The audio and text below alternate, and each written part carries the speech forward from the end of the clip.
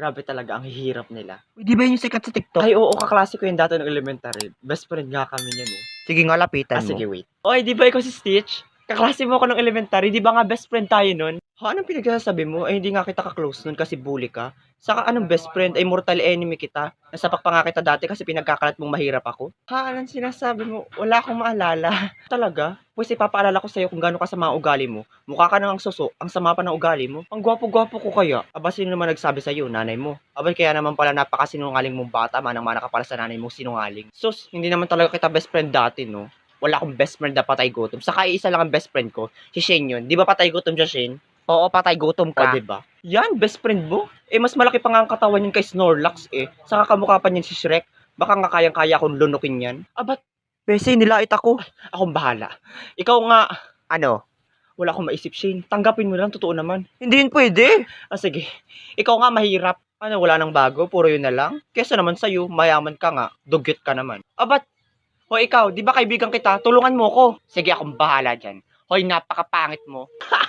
Diyan ka pa talaga nagpatulong. Saka sa'yo pa talaga galing, ay mukha kang ang bulok na balot. Magsilayas nga kayo, mga bullying dugyot kayo.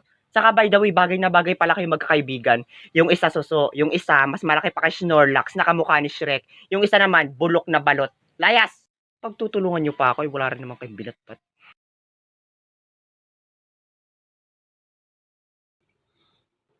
Hoy! Ikaw bastos ka nilalagpas-lagpasan mo lang ako, hindi ka man lang bumati. Ay, sorry po Mr. Principal, nagmamadali po kasi ako, hindi ko na po kayo napansin. Aba, sumasagot pa talaga mga kabataan talaga ngayon, mga walang modo. Sir, hindi po kita sinasagot ng masama, naghihingi lang po ako ng paumanhin. Nangangatwiran ka pa rin talaga Di ba ikaw yung anak ni Mrs. Villanueva? Natatandaan ko, kaklase ko yung dati, sira-sira pa yung sapatos ng nanay mo. Ay, opo, nakwento ka nga po sa akin ng nanay ko, ikaw daw po yung kaklase niyang sira-sira ang muka. Aba, kwento niya yon? Hindi po, tinula niya. Bobo ka rin kakasabi ko lang na kwento niya. Aba, grabe yung bunga nga mo kanina ang galang-galang pa niyan, ngayon ang talas na. Magalang naman may po nga eh. Saka paano pong matalas? Eh hindi ko nga ito magamit-gamit pang hiwa ng patatas. Saka kung matalas man po ito, ay kanina pa po kita sinaksak. Ganon. Sisiguraduhin ko madadrop out ka sa school na ito. Takot ako. Saka paano ay naka-record ang mga pinag-usapan natin saka kung paano mo ko nilait-lait. Sino kaya sa atin ang mapatalsik? Anak kaya ako ng mafia boss? Buisit kang bata ka? Ikaw ang buisit. Grabe yung pagtrato mo dati sa nanay ko porque may pera ka. Saka hindi ka man lang naging mabait na principal. Akala mo hindi namin alam na binuburaot mo yung mga perang donasyon na para dapat sa school? Ba't paano mo naman nasabi? Siyempre, gamit ang bibig, alangan naman gamit ang ilong. Saka may ebidensya ako na pasal ka sa pera. Sa tingin mo may maniniwala sa'yo? Siyempre naman, madami kami, no? Saka siguradong sa kulungan ang bagsak mo. Sa susunod kasi, kapag dadaan ako, wag mo akong ipapahiya. Ikaw dapat ang gumalang. Bye-bye. Nurse, nasa ang pasyente? Siguro po, Dok, nasa sementeryo na, nalibing na po. Siyempre, nandun sa higaan, nakahiga. Gusto mo sampaling kita? Kaya yun ang bubuli sa akin ng high school Sinabihan pa ako niya na mamamatay daw ako kapag hindi ako nakapag-jowa ng nakamalit haircut. Ay, so ano, Dok, ang nangyari? Siyempre, sinapak ko, tapos nagsumbong sa nanay niyang panot. Di ginalitan ka, Dok, ng nanay. Hindi, minahal pa ako ng nanay niya. Siyempre, ginalitan ako, ikaw ba naman ang sapakin ng anak? So ano, Dok, ang dinahilan mo nung black ayan mo yung anak niya? Sabi ko kaka-cellphone niya yan. Huhulaan ko, Dok. Naniwala yung nanay paano mo nalaman? Sabog ka, Dok. Kakasabi ko lang hinulaan ko, diba? Abay, tigil-tigil ang pagsingot ng bulok na medyas. Gusto mo saksakin kita ng ballpen? By the way, ano bang sakit niyan? May taning na po ang buhay niya, Dok. Meron po siyang cancer, stage 54. Grabe, totoo? Opo, Dok. Di ba binuli ka niyan dati? Party-party na ba, Dok? Karma niya na yan?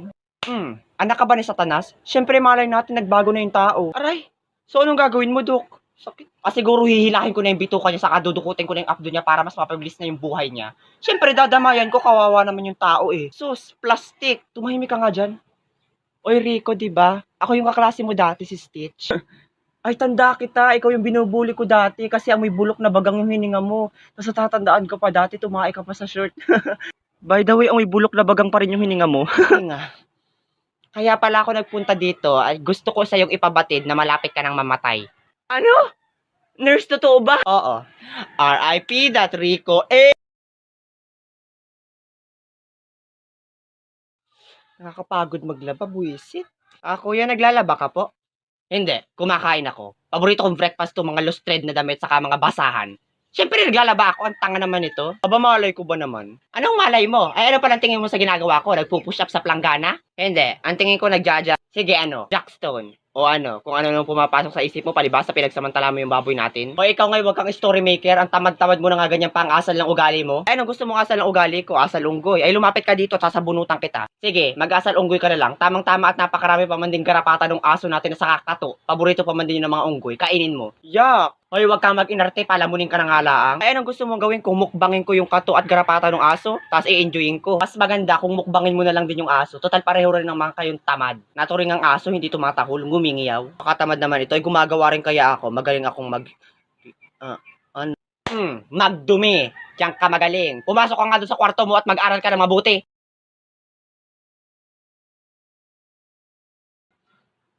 Ah, sir, nahulog niyo po yung wallet niyo. Ate, ka paano? Siyempre, nahulog pa baba. Alam nga naman nahulog pa taas. Sinungaling ka, hindi ko yung nahulog. Siguro magnanakaw ka, no? Adik ka? Ikaw na nga ang tinulungan, ikaw pa may ganang mambintang. Aba, malay ko ba, yaba namang mukhang yan, mukhang hindi mapagkakatiwalaan, mukhang huldapper. Wow ha, coming from you, ang kapal ng mukha. Hindi ko naman kasalanan na buraraka na nga, sa grupa ang mukha. Aba, bastos ka. Ikaw ang bastos, tingnan mo yung mukha mo, mukhang singit. Di ba dapat may saklob yung brief? Aba, nakakaya sa mga tao. Ah, ganun ha, tatawag ako ng barangay tanod. Barangay tanod! Anong kaguluhan to? Sir, yung mukhang yan, ninakawan ako, nabisto ko lang. Hoy, ang kapal ng mukha mo kasing kapal ng libag mo sa singit. Sir, sinungaling po yan. Tingnan mo sir yung itsura niyan. Di ba mukhang huldapper? Oo nga ano. Hoy, ikaw. Wag mo naman kaming gawing tanga. Hindi kita ginagawang tanga, ginagawa kitang tanga kung sinabi ko mag-shampoo ka. Saka sa mukha talagang yan, ikaw maniniwala. Ay mukha nga yung leader ng kulto dun sa Marawi. Saka napansin ko, hindi ka talaga totoong barangay tanod ano. Alam mo kung paano ko nalaman? May barangay tanod ba naman mukhang balot? Saka may CCTV dito oh. Tatawag ako ng pulis. Alam ko mga budol-budol kayong dalawa. Okay, class, pass your assignment. Ah, ma'am, nakalimutan ko po yung assignment ko sa bahay. Aba, bakit mo iniwan doon? Bakit yung bahay niyo ba ang gumagawa ng assignment? Aba, sabihin mo na sa magulang mo yung bahay niyo lang ang in-enroll. Wag na ikaw. Makapagsalita naman to si ma'am, samantalang hindi nga kami nagreklamo kapag naiiwan mo yung chok sa bahay ninyo. Bakit? Yung bahay niyo po ba ang nagtuturo at nagsusulat sa amin? Aba, sinasagot mo na ako? Hindi, ma'am. Sinasapak po siguro kita. Ang bubo mo rin, ano? Ah, talaga? Kakaiba pala yung bunganga mo na nanapak. Kesa naman ma'am sa bunganga mo, amoy bulok na bagang. Aba, sumusobra ka na ah. Anong sumusobra ma'am? Ay saktong-sakto lang naman yung katawan ko. Baka yung baba mo sobra. Hoy, it's a tie lang, gagi. Hoy, Mr. Stitch, suspended ka na 1 linggo. Aba, salamat naman at magkakaroon ako ng mahaba-habang bakasyon at saka pagkakataon na hindi makita yung sagro mong muka. Bastos kang bata ka, makakarating to sa guidance. Aba, paano ma'am? Ikikwento nyo? Aba, mahaba-haba rin po yung pinag-usapan natin kasing haba ng baba mo. Mr. Stitch, lumayas ka sa klase ko! At talagang lalayas ako at sisiguraduhin kong hindi lang ako mapapalaya sa school na ito, pati ikaw. Mrs. ano ngayon?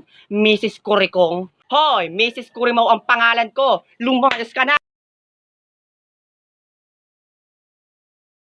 Waiter! Yes sir, how can I help you? Ay, how can you help me? Ah, pakibayaran yung kinain ko. Malaking tulong yun para sa akin. Nahampas ka na ba ng tray, ha? Ang ibig ko pong sabihin, may order pa po ba kayo o magbabayad na po ba kayo? Ayusin mo kasi yung pagkakasabi mo, hindi ko maintindihan. Aba, bakit hindi niyo po maintindihan? Hindi po ba kayo tao? Saan po kayo galing? Sa Mars? Aba, bastos yung bunganga mo, ha? Aba, bakit? Binusuhan ka ba ng bunganga ko? Sinilipan ka ba? Nasuntok ka na ba sa mukha? Sus, magbayad ka na lang, baka mamaya binubudol-budol mo na ako. Anong tingin mo sa akin? Tao, bakit? Mukha po ba kayong hayop? Ay kaya pala kayo nung unang pagkakakita ko sa inyo, naaaninag ko, mukha kayong asong bangaw. Ah, talaga ba? So, ibig sabihin, malabo ang paningin mo. Ah, delikado yan. Baka may katarata ka na. Ang balita ko pa man din sa may mga ganyan, nangangagat daw. Oo, kapag hindi ka pa rin talaga nagbayad at patuloy mo kung pinipiloso po, hindi lang kita kakagatin, lalapain talaga kita. O ano, hindi ka pa magbabayad? Makapaningil naman ito, itig sa 10 pisong spaghetti lang naman yung kinain ko. Ano, wala kang pera? Hoy, patay gutom ka, may Mountain Dew yung kasama. Yan, lamunin mo. Huwag ka nang babalik dito.